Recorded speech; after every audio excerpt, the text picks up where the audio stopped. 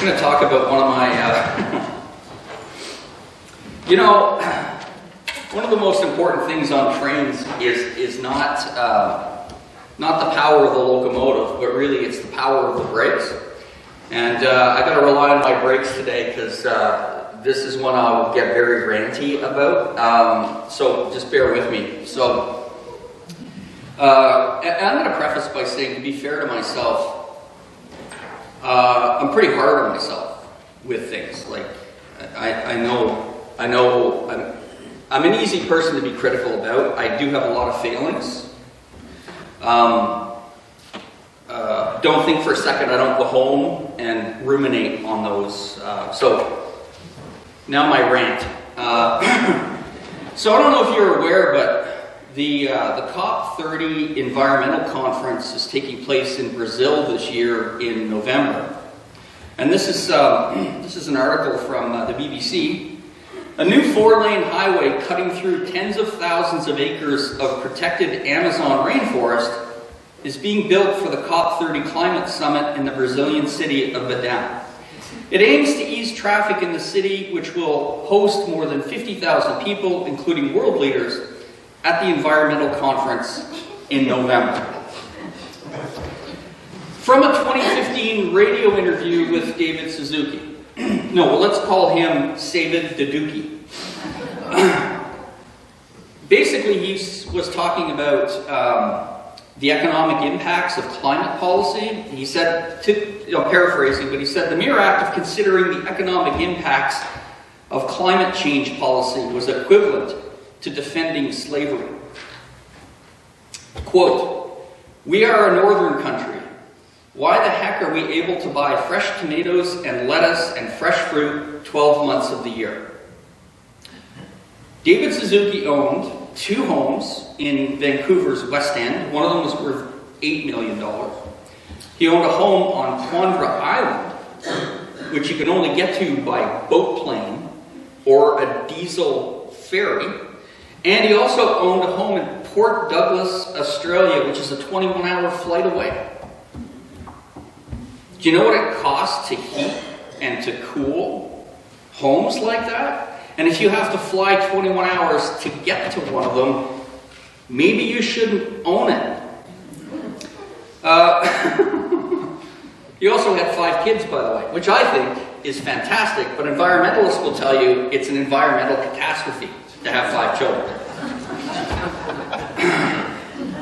You'll see a theme in what I'm talking about. World Economic Forum in 2016 came out with an article in which they used the phrase, "In the future, you will own nothing and you will be happy." Klaus Schwab is the man who's in charge of the World Economic Forum. He is currently worth $11.2 billion. How big is a billion? Just for reference. If you were to count every second, 1, 2, 3, 4, it would take you 30 years to count to a billion. Times that by 11 and put a dollar figure on every one of those seconds. That's how much money he has. But you will own nothing and you will be happy. As you can guess, my rant today is about hypocrisy. My favorite subject, because it is rampant. Luckily, though, I think people are cotton on to the game that the emperor has no clothes. In fact, I don't like that phrase, the emperor has no clothes, when it comes to elites telling everyone else how they should live. Actually, the emperor is wearing very expensive clothes. It's you they want to be naked and poor and not owning anything of your own, because that will save the environment. But they can own it because they're advocates and allies, and it's very important that they have the ability to lecture to you and to use private jets to fly around the world to attend the conferences whereby they lecture to you. Oh, man, that felt good. Why do I bring up hypocrisy? Hypocrisy was a difficulty in the early church, and I'm going to say, has always been a difficulty in the church. We try to hold ourselves and to an extent, each other to higher standards. If you don't notice a difference in yourself or the people around you when you go to church, that's a real demotivating factor of people not coming back to church. If the people in the church seem to be as angry, gossipy, malicious as the outside world, maybe we aren't following Christ.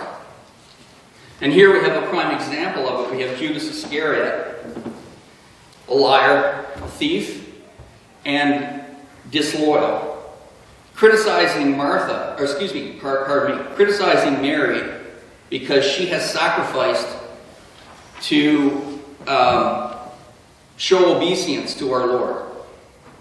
She knew that the perfume was expensive. That's the reason that she bought it. They were well off, Lazarus and his sisters. Could that money have been sold and given? It's the same argument you hear every Canada Day.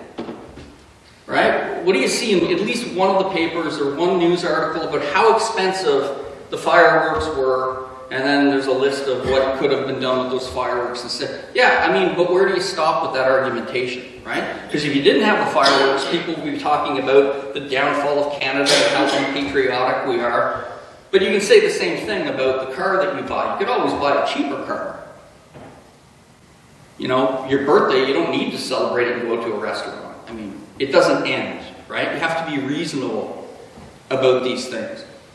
His criticism, though, is not about the money could be given to the poor. His criticism is, there's money I'm not going to get to steal. And he's a hypocrite. I'm going to tell you something. The church, collectively all of us, have to be on guard. On guard.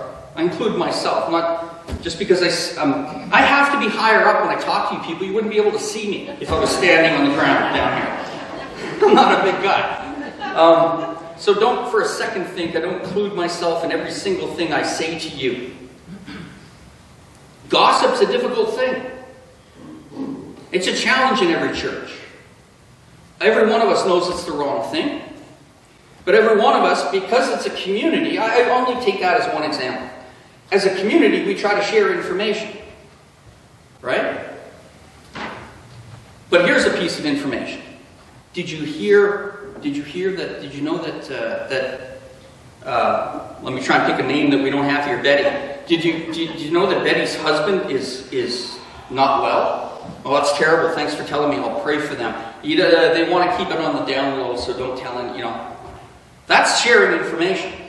Here's gossip. Did you hear that Betty's husband's not doing very well? Yeah. He's an alcoholic.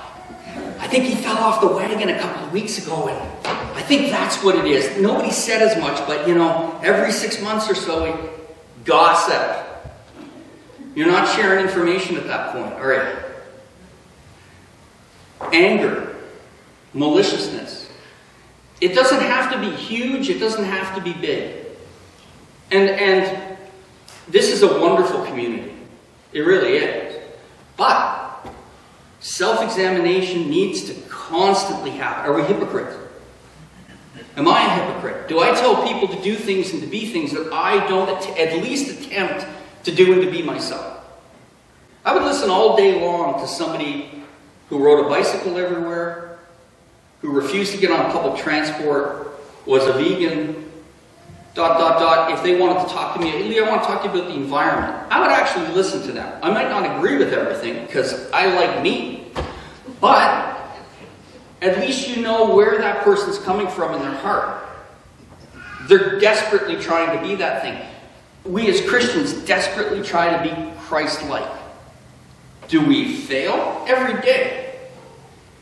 But the point of the matter is the striving, the glory is in that struggle. You'll be judged not so much on the result of what you've done as a Christian. You will be judged on your heart and what you constantly try to strive to be. And in every different area, some of us will fall further and some further back. It doesn't matter. It's the struggle that we go through all the time. Paul himself, he says, he gives a list here in Philippians, If anyone has confidence in the flesh, I have more. Circumcised on the 8th day, a member of the people of Israel, of the tribe of Benjamin, very well regarded tribe.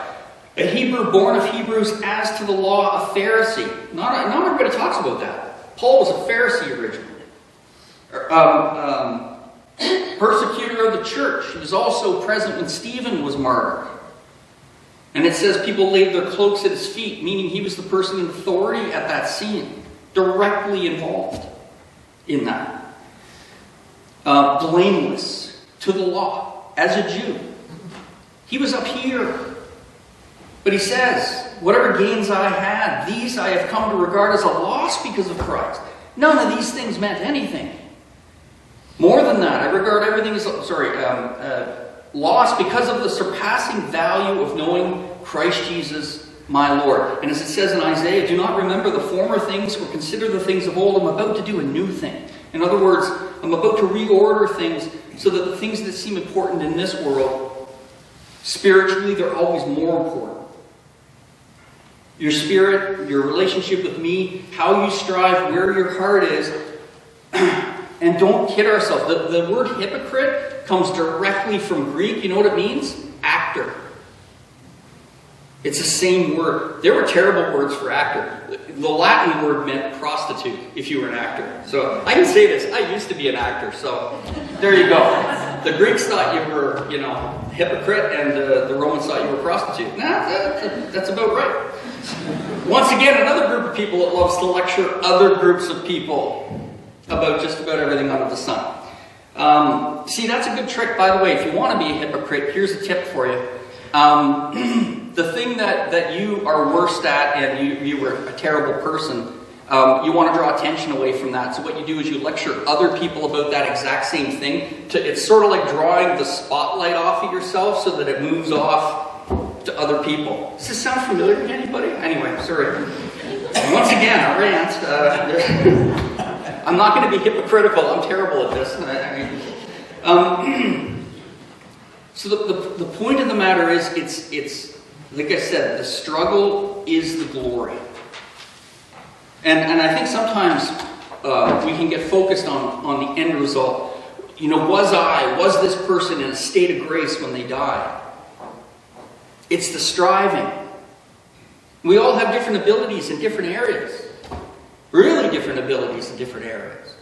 So we're going to fall short in one area where other people seem to excel, and we're going to excel in other areas where other people seem to fall short. It doesn't matter. It doesn't matter.